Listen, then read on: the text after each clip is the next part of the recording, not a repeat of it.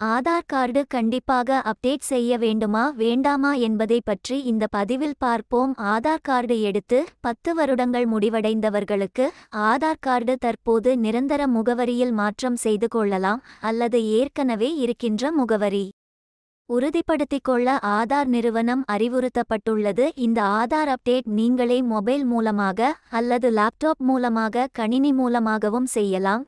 தற்போது செப்டம்பர் 14 வரை இலவசமாக அப்டேட் செய்து கொள்ளுமாறு ஆதார் பதிவு கட்டணம் விலக்கு அளிக்கப்பட்டுள்ளது. இதில் யுஐடிஐ போர்ட்டல் சென்று அப்டேட் யுவர் ஆதார் என்ற பக்கத்தில் சென்று என்ன ஆவணங்கள் தேவைப்படுகிறது என்பதை பார்த்து எப்படி பதிவு கொடுக்கலாம் என்பதையும் பார்க்கலாம். பிறகு யுஐடி போர்ட்டலில் ஆதார் லாகின் செய்து ஆதார் நம்பர் கொடுக்கவும்.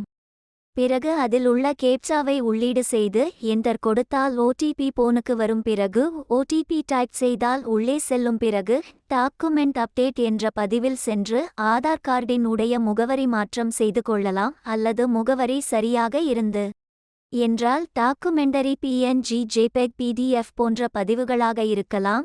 2 MB அளவில் இருக்க வேண்டும். அப்லோடு செய்த பிறகு கிரீன் டீக் வரும். இந்த பதிவிற்கு எந்த கட்டணமும் கிடையாது. இந்த தேதிக்கு பிறகும் பண்ணலாம். இதற்கு கட்டணமாக 50 ரூபாய் செலுத்த வேண்டும். எனவே தேதி முடிவடைவது என்று யாரும் பயப்பட தேவையில்லை. இது போன்ற பதிவுகளுக்கு சிம்பிள் டிப்ஸ் அண்ட் ட்ரிக்ஸ் சேனலை லைக், ஃபாலோ, சப்ஸ்கிரைப்